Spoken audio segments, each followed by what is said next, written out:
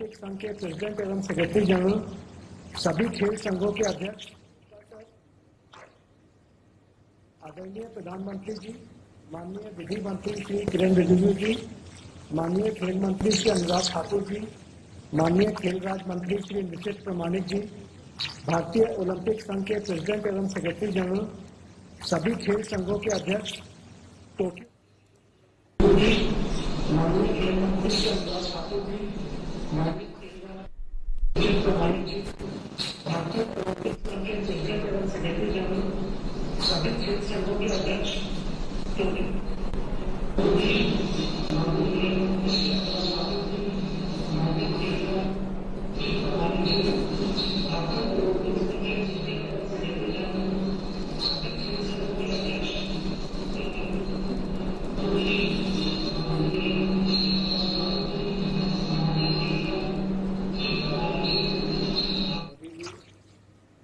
माननीय विधि एवं न्याय मंत्री और पूर्व खेल मंत्री रहे आदरणीय श्री किरण रिजिजू जी, युवा कार्यक्रम एवं खेल राज्य मंत्री श्री निशित प्रमाणिक जी, खेल फेडरेशन अधिकारी एवं प्रतिनिधि, खिलाड़ी मित्रों और देश भर से जुड़े हुए खिलाड़ियों के परिजन, भाई और बहनों, मैं यूथ अफेयर्स और खेल मंत्रालय की ओर से आदरणीय प्रधानमंत्री जी का सहर्ष स्वागत करता हूं, अभिनंदन करता हूं, जिन्होंने हर परिस्थिति में हमेशा देश का मार्गदर्शन किया है और आज भी विशेष रूप से टोक्यो ओलंपिक में जा रहे हमारे खिलाड़ियों का मनोबल बढ़ाने, उनका मार्गदर्शन करने और आशीर्वाद देने के लिए हमारे बीच उपस्थित हुए हैं। आदरणीय प्रधानमंत्री जी, मैं आपका विशेष रूप से धन्यवाद करना चाहता हूं कि आपने मुझे युवा कार्यक्रम एवं खेल मंत्रालय की जिम्मेदारी दी है। मैं यहां पर उपस्थित सभी officers, coach staff, sports staff को भी धन्यवाद देना चाहता हूं, जिन्होंने हमारे खिलाड़ियों की तैयारी में कोई कमी नहीं छोड़ी, जिसके बलबूते हमारे यहाँ प्रतिभावान प्लेयर्स टोक्यो ओलंपिक्स में देश का प्रतिनिधित्व करने जा रहे हैं। आपके आदेश पर खेल मंत्रालय ने किसी तरह की कोई कमी खिलाड़ियों की सुविधा में नहीं रखी है। टॉप स्कीम से लेकर डीजीसीआई से लेकर खेल मंत्रालय ने हर तरह से प्रयास किया है कि हमारे खिलाड़ियों को सुविधाएं मिले। माननीय प्रधानमंत्री जी, खेल एक ऐसा क्षेत्र है जो बिना किसी भेदभाव, जाति, धर्म, समुदाय के बंधन के 130 करोड़ भारतीयों को एकता के सूत्र से जोड़ता है। देश के 22 राज्यों से 18 खेलों के 126 एथलीट्स टोक्यो ओलंपिक्स में 130 करोड़ भारतीयों का प्रतिनिधित्व करेंगे। माननीय प्रधानमंत्री जी, आपकी खेल के प्रति अभिरुचि, खेलों को बढ़ावा देने की आपकी कार्यशैली, आपके द्वारा खिलाड़ियों को दिया गया प्रोत्साहन हमेशा सराहनीय और प्रेरणादायक रहा है। कोरोना महामारी जैसी विषम परिस्थितियों के दौरान भी आपने खिलाड़ियों का मनोबल नहीं गिरने दिया और समय समय पर आपने खिलाड़ियों से वार्तालाप करके उनका मार्गदर्शन भी किया है और उन्हें जोश से सरोबार भी किया है। जैसा कि हम सब जानते हैं, हाल ही में आपने समस्त देशवासियों से टोक्यो ओलंपिक्स जाने वाले खिलाड़ियों का मनोबल बढ़ाने के लिए चीयर फॉर इंडिया का आह्वान भी किया था और मैं आपके ध्यान में लाना चाहता हूं, देश भर के कोने कोने, लेह लद्दाख से लेकर कन्याकुमारी तक, गुजरात से लेकर अरुणाचल तक लोग सेल्फीज भी खींच रहे हैं, डाल भी रहे हैं, खिलाड़ियों का मनोबल भी बढ़ा रहे हैं। और आज जब आप इस कार्यक्रम के माध्यम से शुरुआत करेंगे, कल से पूरे देश के लोग हमारे ओलंपिक खिलाड़ियों को अपना आशीर्वाद, योगदान, सहयोग देने के लिए और चीयर करने के लिए एकजुट हो जाएंगे। आपके ही इस प्रयासों की वजह से समस्त भारत में ओलंपिक्स के प्रति जागरूकता एवं लगाव और बढ़ गया है। मैं मानता हूं कि आपके कुशल नेतृत्व से हमारे खिलाड़ी अपना परचम लहराने और देश को मेडल दिलाने में जरूर कामयाब होंगे और इस ओलंपिक्स में हमारे खिलाड़ी अपना सर्वोच्च प्रदर्शन करेंगे। मैं अंत में इतना ही कहूंगा सभी खिलाड़ी भाई और बहनों को, जब आप जा रहे हैं तो देखिए, देश के प्रधानमंत्री जी आपसे बात करके आपका मनोबल बढ़ा रहे हैं। एक ही संदेश देना चाहता हूं, साथ तुम्हारे पूरा देश, बस तुम आगे बढ़ते जाना, भारत मां का यही संदेश टोक्यो ओलंपिक में मेडल जीत कर आना। एक बार फिर माननीय प्रधानमंत्री जी का बहुत बहुत आभार, अभिनंदन, धन्यवाद और सभी खेल संघों का और सभी खिलाड़ियों का बहुत बहुत धन्यवाद। जय भारत, जय हिंद। मैं भारतीय ओलंपिक संघ के अध्यक्ष श्री बत्रा जी से संबोधन करने का अनुरोध करता हूं।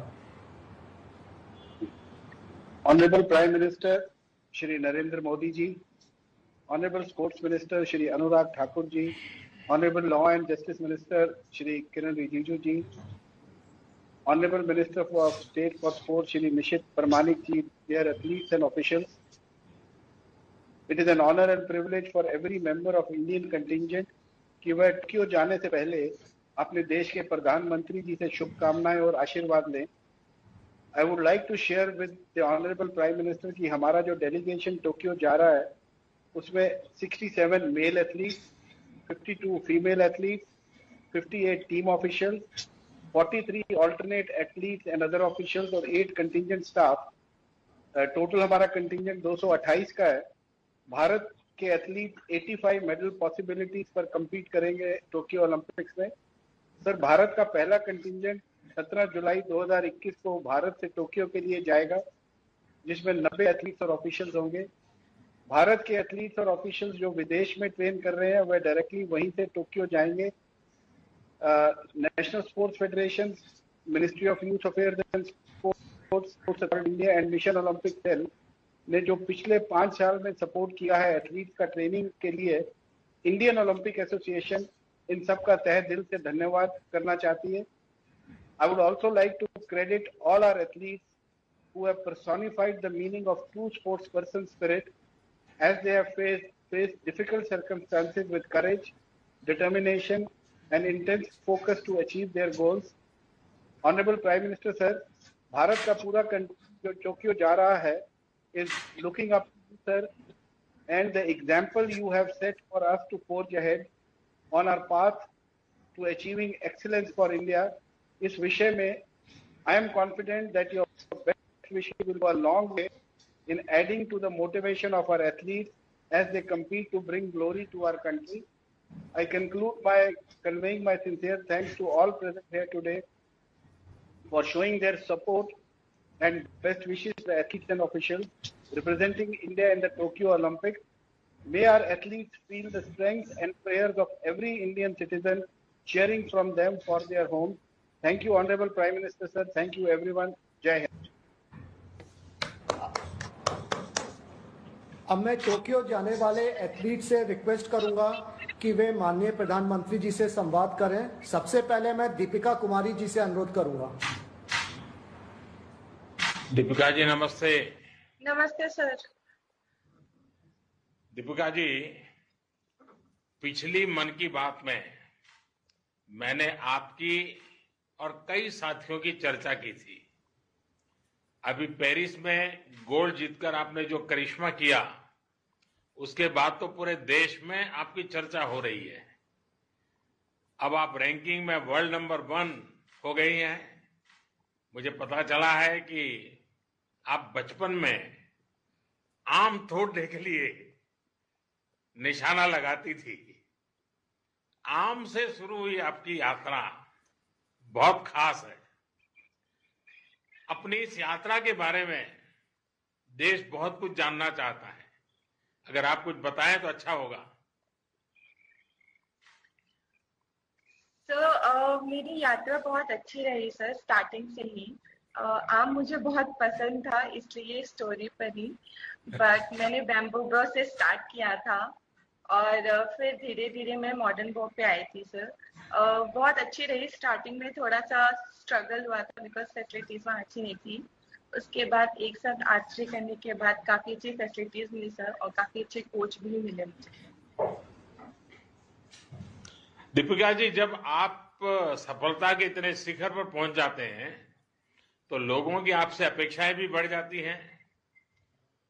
अब सामने ओलंपिक जैसा सबसे बड़ा इवेंट है, तो अपेक्षाओं और फोकस के बीच आप संतुलन कैसे बना रही हैं? सर उम्मीदें तो है, लेकिन सबसे ज्यादा उम्मीदें खुद से होती है। और हम यहीं पे फोकस कर रहे हैं कि जितना भी ध्यान है अपने प्रैक्टिस पे हो और कैसे मुझे परफॉर्म करना है, इस चीज पे मैं सर ज्यादा फोकस कर रही हूँ। चलिए, आपको बहुत बहुत बधाई कि आपने विषमताओं में हार नहीं मानी। आपने चुनौतियों को ही ताकत बना लिया है। और मैं देख रहा हूं कि स्क्रीन पर मुझे आपके परिवारजन भी दिखाई दे रहे हैं। मैं उनको भी नमस्कार करता हूं। देश को पूरा भरोसा है कि आप ओलंपिक में भी ऐसे ही देश का गौरव बढ़ाएगी। आपको मेरी ढेर सारी शुभकामनाएं। Thank you sir. आइए हम अब प्रवीण कुमार जाधव जी से बात करते हैं। प्रवीण जी नमस्ते। नमस्ते सर। हाय, कैसे हाय? बड़ा है सर। राइट। प्रवीण जी, मुझे बताया गया कि आपकी ट्रेनिंग पहले एथलीट बनने के लिए हुई थी। हाँ आज सर। आप ओलंपिक में तीरंदाजी के लिए देश को रिप्रेजेंट करने जा रहे हैं। ये बदलाव कैसे हुआ? सर पहले मैं एथलेटिक्स करता था, तो मेरा सिलेक्शन गवर्नमेंट के एकेडमी में एथलेटिक्स के लिए हुआ। तो वहाँ के कोच थे, तो मेरा बॉडी थोड़ा कमजोर था उस टाइम, तो वो बोले कि आप दूसरे गेम में अच्छा कर सकते हो। तो उसके बाद मुझे आर्चरी गेम दिया गया। तो उसके बाद मैंने अमरावती में आर्चरी गेम कंटिन्यू किया। अच्छा, और इस बदलाव के बावजूद भी आप अपने खेल में कॉन्फिडेंस और परफेक्शन कैसे लाए? सर मेरा एक्चुअली घर से इतना मतलब अच्छा नहीं है, मतलब थोड़ा फाइनेंशियल कंडीशन ठीक ठीक नहीं है। तो मेरे सामने मुझे आपके पता। माताजी पिताजी दिख रहे हैं मुझे। मैं उनको हाँ भी सर। नमस्कार करता हूं। हाँ तो हाँ, प्रवीण बताइए। मुझे पता था घर जाके मुझे भी मजदूरी करनी पड़ेगी, इससे अच्छा तो यहाँ मेहनत करके आगे कुछ अच्छा करना है, इसलिए मैंने इसमें कंटिन्यू किया। देखिए, आपके बचपन के कठिन संघर्ष के बारे में काफी जानकारी ली है। और आपके माता पिता ने भी, यानी जिस प्रकार से पिताजी दिहाड़ी मजदूरी से लेकर आज देश का प्रतिनिधित्व करने तक की यात्रा बहुत प्रेरणादायी है। और ऐसे कठिन जीवन आपने बिताया है, लेकिन लक्ष्य को कभी अपने आंखों के सामने से हटने नहीं दिया। आपके जीवन के शुरुआती अनुभवों ने चैंपियन बनने में आपकी क्या मदद की? सर जहाँ मुझे खुद कम मतलब लगता था कि यहाँ थोड़ा ज्यादा मुश्किल है, वहां मैं यही सोचता था कि अभी तक जितना भी किया, अगर यहाँ हार मान जाऊंगा तो सब कुछ खत्म हो जाएगा। इससे अच्छा कि ज्यादा और कोशिश करके इसको सफल करना है। प्रवीण जी, आप तो एक चैंपियन है ही, लेकिन आपके माता पिता भी मेरी दृष्टि से चैंपियन है। तो मेरी इच्छा है कि माता पिता जी से जरा बात करूं मैं। नमस्कार जी। आपने नमस्कार। मजदूरी करते हुए अपने बेटे को आगे बढ़ाया और आज आपका बेटा ओलंपिक में देश के लिए खेलने जा रहा है। आपने दिखा दिया कि मेहनत और ईमानदारी की ताकत क्या होती है। अभी आप क्या कहना चाहेंगे?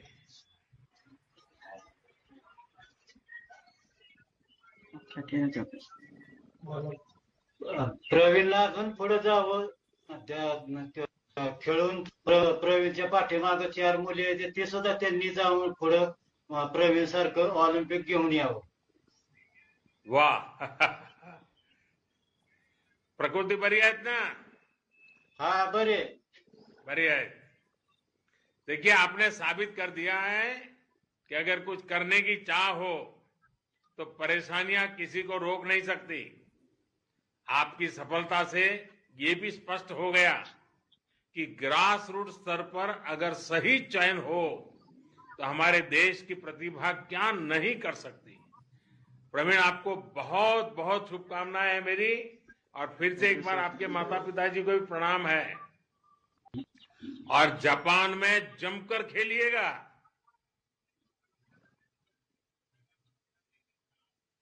अच्छा, अब हम नीरज चोपड़ा जी से बात करेंगे। नमस्ते सर। नीरज जी, आप तो भारतीय सेना में हैं और जी सर। सेना के ऐसे कोने से अनुभव है, जो अनुभव, वो कौन सी ट्रेनिंग है जिसने आपको खेल में इस मुकाम तक पहुंचने में मदद की? सर देखो, मेरा शुरू से ही एक था कि मुझे भारतीय सेना बहुत पसंद थी और मैं 5-6 साल खेला। उसके बाद मुझे भारतीय सेना ने ज्वाइन करने के लिए बोला, तो मुझे काफी खुशी हुई। फिर मैंने भारतीय सेना को ज्वाइन किया और उसके बाद से मैं अपना गेम में फोकस कर रहा हूँ और भारतीय सेना मुझे जितनी फैसिलिटी और जो मुझे चाहिए और जो भारत सरकार सब कुछ मुझे प्रोवाइड कर रहे हैं और मैं अपना पूरा मन लगा के मेहनत कर रहा हूँ। नीरज जी, मैं आपके साथ साथ आपके पूरे परिवार को भी देख रहा हूं, आपके परिवार को भी मैं प्रणाम करता हूं। नीरज जी, मुझे ये भी बताया गया है कि आपको इंजरी हो गई थी, लेकिन फिर भी आप इस साल अपने राष्ट्रीय रिकॉर्ड बना दिया है। आपने अपना मनोबल, अपनी प्रैक्टिस को, ये सब कैसे संभाले रखा? मैं मानता हूं सर कि जो इंजरी है वो एक स्पोर्ट्स का पार्ट है। तो जो मैंने 2019 में काफी मेहनत की थी, उस साल वर्ल्ड चैंपियनशिप आपको स्पोर्ट्स की इंजरी में भी स्पोर्ट्समैन स्पिरिट दिखता है सर, क्योंकि हमारा यही सफर है। कुछ साल का हमारा करियर होता है और हमको अपने आप को मोटिवेट करना होता है। तो मेरा एक साल इसकी वजह से खराब हो गया था, क्योंकि मैंने तैयारी काफी की थी वर्ल्ड चैंपियनशिप के लिए और एशियन चैंपियनशिप के लिए, लेकिन इंजरी की वजह से वो उसमें दिक्कत होगी। फिर मैंने अपना पूरा फोकस ओलंपिक पे किया और अब दोबारा से कमबैक किया अच्छे से। मैंने फर्स्ट कंपटीशन खेला, उसमें ही ओलंपिक क्वालिफाई कर दिया था। उसके बाद फिर कोरोना की वजह से ओलंपिक पोस्टपोन हो गया, तो फिर अपनी तैयारी कंटिन्यू रखी सर। और फिर उसके बाद जो दोबारा से कंपटीशन खेल ले और फिर अपनी बेस्ट करके नेशनल रिकॉर्ड किया। और अभी भी सर पूरी मेहनत कर रहे हैं, कोशिश कर रहे हैं कि जितना अच्छा हो सके उतना बढ़िया करके आए ओलंपिक में। नीरज जी, बहुत अच्छा लगा आपसे बात करके। मैं एक महत्वपूर्ण बात आपसे कहना चाहता हूं। आपको अपेक्षाओं के बोझ तले दबने की जरूरत नहीं है। आप अपना 100% दीजिए, बस यही मिजाज, बिना किसी दबाव के पूरा प्रयास कीजिए। मेरी आपको बहुत शुभकामनाएं हैं और आपके माता पिता को भी प्रणाम है। आइए द्युति चंद से बात करते हैं। द्युति जी नमस्ते। ऑनरेबल प्राइम मिनिस्टर नमस्ते। द्युति जी, आपके तो नाम का ही अर्थ है चमक। द्युति का मतलब ही होता है आभार, और आप खेल के जरिए अपनी चमक बिखेर भी रही है। अब आप ओलंपिक में छा जाने के लिए तैयार हैं। इतनी बड़ी प्रतियोगिता तो आप कैसे देखती हैं? पहले तो आपको ये बता देती हूँ, मैं एक वीवर्स फैमिली से बिलोंग करती हूँ। मेरी फैमिली में 6 सिस्टर 1 ब्रदर, मम्मी डैडी को मिला 9 मेंबर। जब मेरे घर में लड़की से लड़की पैदा होते जाते थे, गांव वाले ने मेरी मम्मी को हमेशा क्रिटिसाइज करते थे कि इतना लड़की क्यों पैदा कर रहे हैं। तो बहुत गरीब फैमिली थे, खाने के लिए भी डैड नहीं था और मेरे पापा का इनकम भी बहुत कम ही था। मन में यही आपके माताजी पिताजी मेरे सामने हैं जी। तो मेरा मन में वही था कि मैं अच्छा खेलूंगी तो देश के लिए नाम रोशन करूंगी, गवर्नमेंट सेक्टर में मुझे जॉब मिल जाएगा और जॉब में जो पगार रहेगा इसमें मैं फैमिली का सिचुएशन बदल सकती हूँ। तो आज स्पोर्ट्स के वजह से आज मैंने बहुत कुछ बदला है मेरी लाइफ को, मेरी फैमिली को। मैं धन्यवाद दूंगी आपको और मेरे उनसे सीएम नवीन सर को, डॉक्टर अब्दुल सर को, जिन्होंने मुझे हमेशा सपोर्ट किया है। आपके की टीम के माध्यम से मुझे बहुत कुछ मिला है। सीएम नवीन सर भी मुझे बहुत मदद किया है और डॉक्टर सर भी मुझे बहुत सपोर्ट किया है। मेरा हमेशा मेरे लाइफ में तो कॉन्ट्रीब्यूशन रहता है। आपके टीवी माध्यम से एक बार मदद से पता होंगे आपको कि कितना चैलेंज करके कितना दिक्कत करके मैं आज यहाँ तक पहुंची। मेरा मन में वही है, मैं जो साथ में ओलंपिक जाऊंगी, सेकंड ओलंपिक जाऊंगी, टोक्यो ओलंपिक रियल में भी पार्टिसिपेट किया था 36 ईयर के बाद 100 मीटर में पीटी समिति के बाद। अभी सेकंड टाइम ओलंपिक जा रही हूँ। मेरे साथ में हमें हिम्मत को लेके जाऊंगी, मैं डरूंगी नहीं इधर, क्योंकि इंडिया का कोई रहना कमजोरी नहीं है। महिला आगे ही बढ़ते रहेगी इंडिया में और महिला लोग आगे ही बढ़ते के देश का नाम रोशन करेंगे। मैं जैसे हिम्मत के साथ ओलंपिक में खेलूंगी और देश के लिए मेडल लेने के लिए कोशिश करूंगी। द्युति जी, आपकी वर्षों की मेहनत का फैसला कुछ ही सेकंड में होना होता है। हार और जीत में पलक झपकने भर की देर होती है। इसका सामना करना कितना मुश्किल होता है। बेसिकली 100 मीटर में देखने तो आसान है, 10-11 सेकंड में खत्म हो जाता है, लेकिन इसको प्रिपरेशन करने में साल भर लग जाता है, बहुत सारा मेहनत करना पड़ता है। एक 100 मीटर भागने के लिए हमको 10 बार रिपीटेशन लगाना पड़ता है, बहुत सारा जिम एक्सरसाइज, बहुत सारा स्विमिंग पूल एक्सरसाइज करना पड़ता है, और हमेशा चैलेंज की तरह लेना पड़ता है कि वो ब्लॉक स्टार्ट में आपको थोड़ा सा मिल जाएगा तो आपको डिस्क्वालीफाई करके निकाल देंगे। तो हर चीज को ध्यान देकर हमको रनिंग करना पड़ता है। नर्वस तो रहता है मन में, डर भी आता है, लेकिन मैं हिम्मत के साथ लड़ाई करती हूँ। जैसे मेरा पर्सनल लाइफ में हिम्मत के साथ लड़ाई करके आ रही हूँ, तो ऐसे हमेशा 100 को हिम्मत के साथ, चैलेंज के साथ लड़ाई करके मैं रनिंग करती हूँ, और इसमें अच्छा टाइम भी करती हूँ और देश के लिए मेडल भी लाती हूँ। द्युति जी, आपने देश के लिए बहुत से रिकॉर्ड बनाए हैं। देश को उम्मीद है कि आप इस बार ओलंपिक पोडियम पर जरूर अपनी जगह बनाएंगे। आप निर्भीक होकर खेलों में भाग लीजिए। पूरा भारत अपने ओलंपिक खिलाड़ियों के साथ है। मेरी आपको बहुत शुभकामनाएं और आपके माता पिता को विशेष प्रणाम। आइए अब हम आशीष कुमार जी से बात करते हैं। आशीष जी, नमस्कार। आपके पिता राष्ट्रीय स्तर के कबड्डी खिलाड़ी थे और आपके परिवार में कई खिलाड़ी रहे हैं। आपने बॉक्सिंग क्यों चुनी? सर बॉक्सिंग जब मैं छोटा था तो सर हमारे घर पे माहौल खेल का था, तो मेरे फादर बहुत अच्छे प्लेयर रहे थे अपने टाइम में, तो वो चाहते थे कि मेरा बेटा भी बॉक्सिंग खेले। तो मेरे पास उस टाइम कबड्डी के कोर्स नहीं किया गया, लेकिन मेरे परिवार में मेरे भाई रेसलिंग खेलते थे और बॉक्सिंग खेलते थे, तो काफी अच्छे लेवल तक खेले हैं। तो मुझे भी इन दोनों में से किसी एक को फोन करने के लिए कहा गया। मैं पतला था और ज्यादा गठीला नहीं था, तो उस वजह से मैंने सोचा कि रेसलिंग तो नहीं कर पाऊंगा, तो इसलिए मुझे शायद बॉक्सिंग ही करनी चाहिए। तो वैसे सर जब झुकाव हुआ बॉक्सिंग की तरफ इसी तरीके से। आशीष जी, आपने कोविड से भी लड़ाई लड़ी है। एक खिलाड़ी के तौर पर आपके लिए कितना कठिन रहा? आपका खेल, आपकी फिटनेस प्रभावित ना हो, इसके लिए आपने क्या किया? और मैं जानता हूं आपने इस क्रूशियल टाइम में अपने पिताजी को भी खो दिया। ऐसे समय भी आपने इस जो मिशन को लेके निकले थे उसमें जरा भी इधर उधर होने नहीं दिया। तो मैं जरूर आपके मन के भाव जानना चाहूंगा। जी सर, 25 दिन पहले, कंपटीशन के 25 दिन पहले मेरे पिताजी की मृत्यु हो गई थी, जिस वजह से मैं काफी सदमे में था कि मैं इमोशनली भी बहुत हर्ट हो चुका था। काफी प्रॉब्लम जो है मुझे उस टाइम फेस करनी पड़ी। तो उस टाइम मुझे सबसे ज्यादा जरूरत थी वो फैमिली सपोर्ट की थी, और मुझे मेरे परिवार ने बहुत सपोर्ट किया। मेरे भाई, मेरी बहन और मेरे परिवार के सभी जनों ने बहुत सपोर्ट किया मुझे, और मेरे दोस्तों ने भी काफी मुझे बार बार मोटिवेट किया कि मुझे मेरे फादर का सपना पूरा करना चाहिए, जो जिस सपने की शुरुआत में, बॉक्सिंग की शुरुआत में जो उन्होंने सपना देखा था मेरे लिए। तो सर सारा काम छोड़ के उन्होंने मुझे फिर से कैंप ज्वाइन करने के लिए कहा कि आप जाओ और जो फादर का आपका सपना है उसे पूरा कीजिए। तो सर जब मैं स्पेन में था, जब मैं कोविड पॉजिटिव हो गया था, तो उस टाइम मुझे सिम्टम थे सर।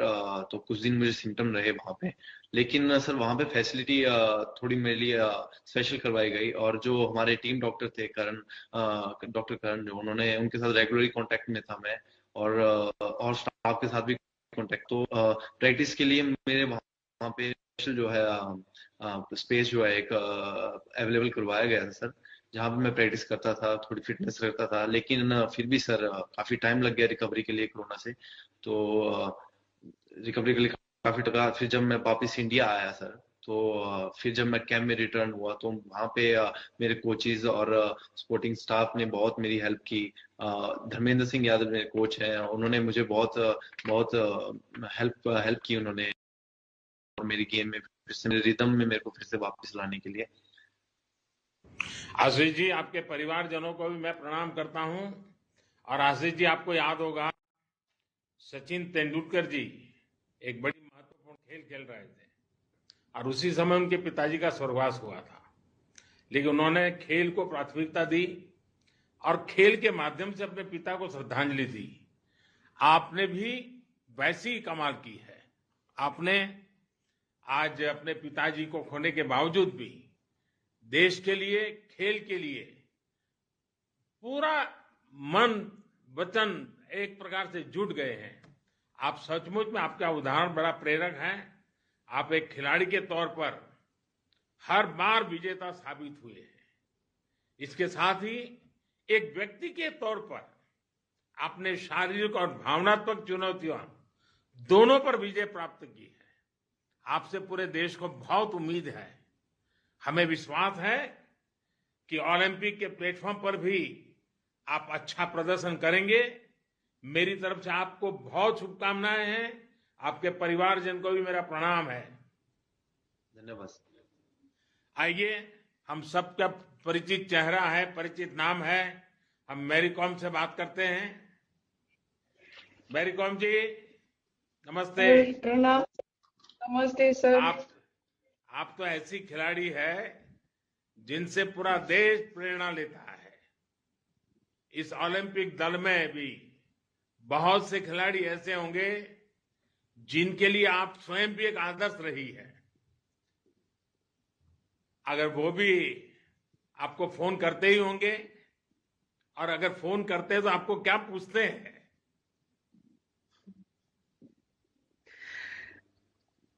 सर, घर में सब मेरे लिए दुआ कर रहे हैं कि वो लोग बच्चे लोग ज्यादा मेरे को मिस करता है सर। और मैं समझाती हूँ कि मामा देश के लिए, लड़ाई के लिए जा रही हूँ, और आप लोग घर में पापा का उसका जो भी बोल रहा है उसको फॉलो करना है। और घर में आप लोग प्यार से रहना है, बाहर नहीं निकलना है। कोविड की वजह से सर वो लोग भी बहुत घर में बोरिंग हो जा रहे हैं, ऑनलाइन क्लासेस ले रहा है, लेकिन इतना ओपन नहीं हो रहा है। बच्चे लोग का खेल कूद बहुत पसंद करता है सर। दोस्त लोग खेलने में भी बहुत अच्छा करता है, अच्छा हो रहा है। लेकिन इस बार कोविड वजह से सारे दोस्त लोग से भी दूर हो रहे हैं। और मैं बोला ये मामले में हम लोग फाइट करना है, अच्छा रहना है और सुरक्षित रहना है, सेफ्टी रहना है। और मैं भी देश के लिए, लड़ाई के लिए जा रही हूँ, और मैं चाहती हूँ कि आप सुरक्षित रहो और मैं भी सुरक्षित रहे, और देश के लिए अच्छा करने के लिए मैं कोशिश करती हूँ। यही बात होती है सर। मेरे सामने दिख रहे हैं सब लोग। अच्छा, वैसे तो आप हर पंच में चैंपियन है, लेकिन आपका सबसे फेवरेट पंच कौन सा है? जॉब, हुक, अपरकट या कुछ और ये भी बताइएगा कि ये पंच क्यों आपका फेवरेट है? सर, मेरा फेवरेट पंचेस तो ये मेरा स्ट्रांग साउथ पोल है, तो मेरा सबसे फेवरेट है सर। तो इसमें कोई भी लोग को मिस नहीं कर पाते हैं। लगना ही तो लगना ही है बस। मैं जानना चाहता हूं कि आपका फेवरेट खिलाड़ी कौन है? सर, मेरा फेवरेट खिलाड़ी तो बॉक्सिंग में सर हीरो है, इंस्पिरेशन है, मोहम्मद अली है सर। उससे मेरे को इंस्पायर होके बॉक्सिंग चुना हूँ सर। मेरी कॉम जी, आपने बॉक्सिंग की करीब करीब हर अंतर्राष्ट्रीय प्रतियोगिता जीत ली है। आपने कहीं कहा था कि ओलंपिक गोल्ड आपका सपना है। ये आपका ही नहीं, पूरे देश का सपना है। देश को उम्मीद है कि आप अपना और देश का सपना जरूर पूरा करेगी। मेरी आपको बहुत शुभकामनाएं हैं और आपके परिवारजनों को प्रणाम है। बहुत आइए धन्यवाद सर पीवी सिंधु आपका। जी से बात करते हैं। नमस्कार सर। सिंधु जी नमस्ते। सिंधु जी, मुझे बताया गया कि आप टोक्यो ओलंपिक से पहले ओलंपिक साइज कोर्ट में प्रैक्टिस करना चाहती थी। अब गोची बावली में आपकी प्रैक्टिस कैसी चल रही है? गच्चीबावली में प्रैक्टिस बहुत अच्छा चल रहा है सर। मैं ये चूज किया क्योंकि अभी ओलंपिक स्टेडियम बहुत बड़ा है और वो एसी और वो शटल कंट्रोल करना बहुत मुश्किल होता है। तो इसीलिए मैं ये सोचा कि ठीक है, अगर वो अच्छा स्टेडियम है तो क्यों, वो अपॉर्चुनिटी है तो क्यों नहीं खेलूं करके फरवरी से उधर प्रैक्टिस कर रही हूँ सर।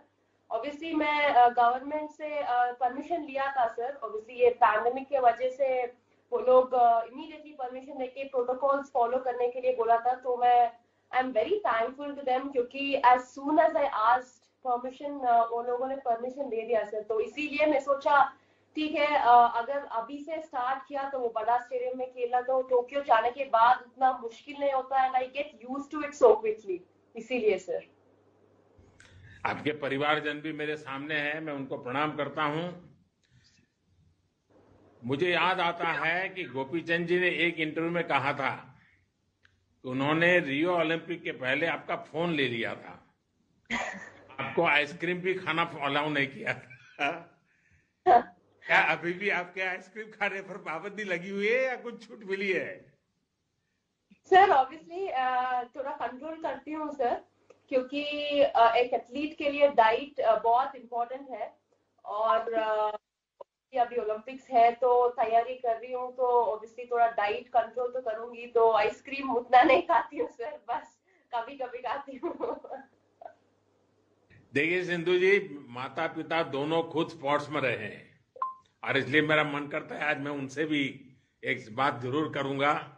आपको नमस्कार। आप ये बताइए, जब किसी बच्चे की रुचि खेल में जाने की हो तो कई पेरेंट्स के लिए बहुत मुश्किल होता है।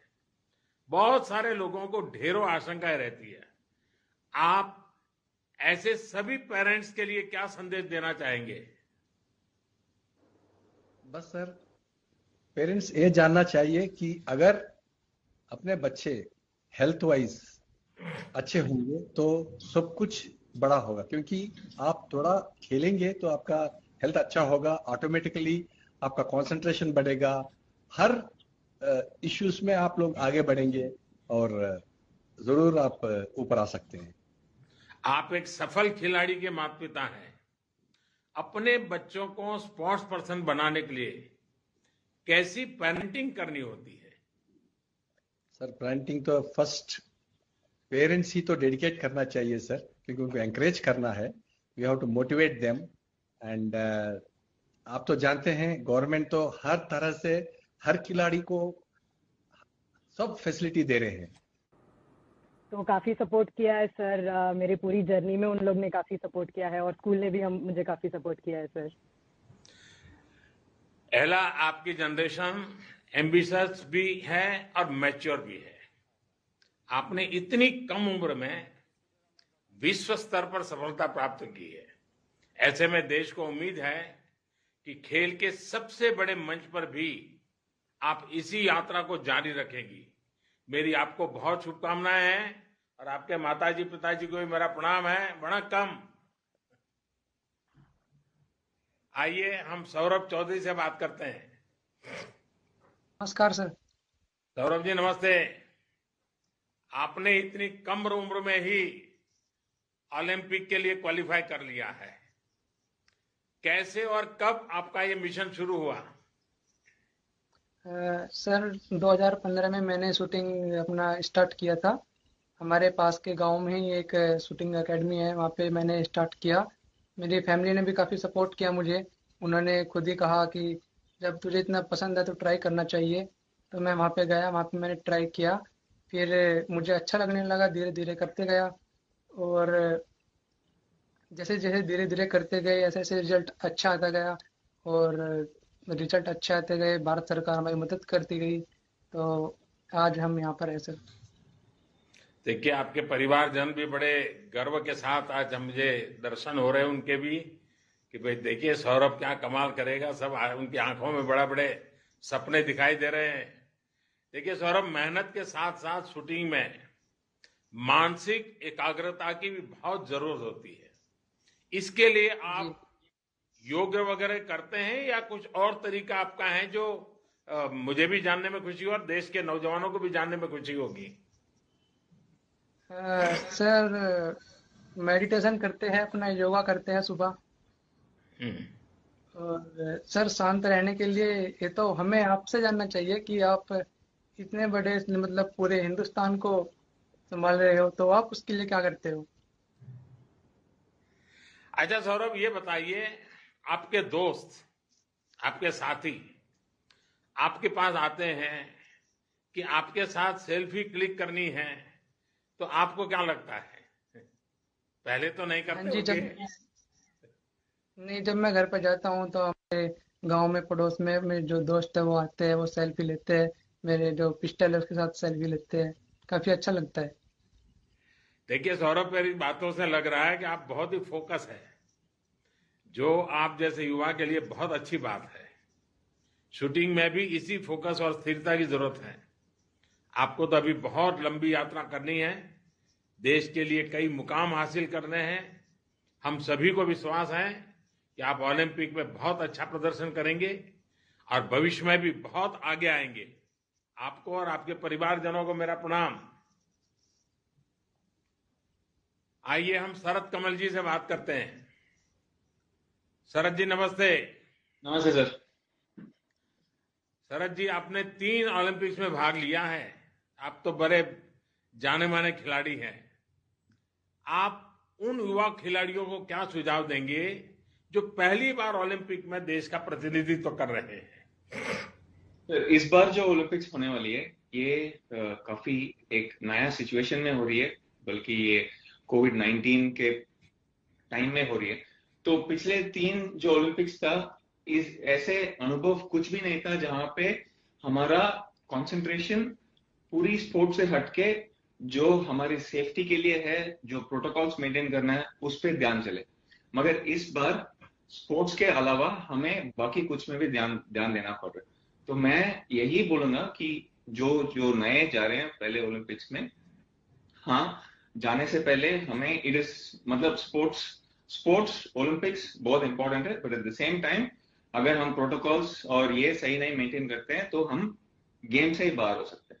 सो वी हैव टू मेंटेन वो प्रोटोकॉल्स, और वंस हम ओलंपिक्स चले जाते हैं तो हमारा पूरा ध्यान हमारा स्पोर्ट में ही होना चाहिए। तो जब तक हम जाएंगे, ठीक है, कोशिश करेंगे कि स्पोर्ट में भी रखते हैं और अपना प्रोटोकॉल्स में भी रखते हैं, मगर जैसे वहां पे चले गए, कंप्लीट फोकस ऑन अपना स्पोर्ट के लिए। शरद जी, आपने जब खेलना शुरू किया था तब और अब आपको लगता है कि टेबल टेनिस को लेकर कुछ बदलाव आए हैं? स्पोर्ट्स से जुड़े सरकारी डिपार्टमेंट्स के अप्रोच में आपने कुछ बदलाव महसूस किया है? बहुत सारे फर्क हुए हैं सर। जैसे 2006 में जब मैं पहली बार कॉमनवेल्थ के मेडल जीता था, गोल्ड मेडल जीता था, और अब की बात 2018 में जब हम सब मिलके गोल्ड मेडल जीते, जैसे मनिका बात्रा ने भी जीती थी, मतलब 2 first women female Indian table tennis player to win gold medals, तो उन्होंने 2 जीते, हमने भी मेन में 1 जीते, और 8 मेडल जब आए, वो 2006 की और 2018 में बहुत फर्क थी। मेन थिंग यही था कि स्पोर्ट्स एक प्रोफेशनल फील्ड बना था। जब 2006 में तब मैं जीता था, तब स्पोर्ट्स में उतना प्रोफेशनलिज्म नहीं थी। हाँ, वो इंडस्ट्री एकदम तब भी वो एक्स्ट्रा करिकुलर, मतलब पढ़ाई ज्यादा इंपॉर्टेंट थी, स्पोर्ट्स एक साइड लाइन थी। मगर अभी ऐसे नहीं है, बहुत इंपॉर्टेंस दे रहे हैं। पूरा government is giving lot of importance, private organisations भी बहुत सारा इंपॉर्टेंस दे रहे हैं, and at the same time जो अपॉर्चुनिटीज अभी है एक करियर बनाने में, एक प्रोफेशनल बनने में स्पोर्ट्स के बराबर, वो अभी बहुत ज्यादा है। और बहुत सारे बच्चे और बहुत सारे पेरेंट्स को भी वो एक थोड़ा बहुत गारंटी मिलती है, गारंटी से ज्यादा एक कॉन्फिडेंस मिलती है कि मेरा बच्चा अगर स्पोर्ट्स पे भी आएगा तो वो संभाल सकता है, अपना जिंदगी को संभाल सकता है। आई थिंक ये माइंडसेट बहुत अच्छी चेंज है। शरद जी, आपके पास सिर्फ टेबल टेनिस ही नहीं बल्कि बड़े इवेंट्स का बहुत विशाल अनुभव है। मुझे लगता है कि अनुभव आपके काम तो आएगा ही, साथ ही टोक्यो ओलंपिक में भाग ले रही देश की पूरी टीम के काम आने वाला है। आप एक बड़े की भूमिका में इस बार एक प्रकार से पूरी टीम को एक विशेष भूमिका भी आपके सामने आई है और मुझे विश्वास है कि खुद के खेल के साथ साथ उस पूरी टीम को संभालने में भी आपका बहुत बड़ा योगदान रहेगा और आप उसे बखूबी निभाएंगे, मुझे पूरा भरोसा है। मेरी आपको बहुत शुभकामनाएं और आपकी टीम को भी, आपके स्वजन भी मुझे दिख रहे हैं, उनको भी मेरा नमन।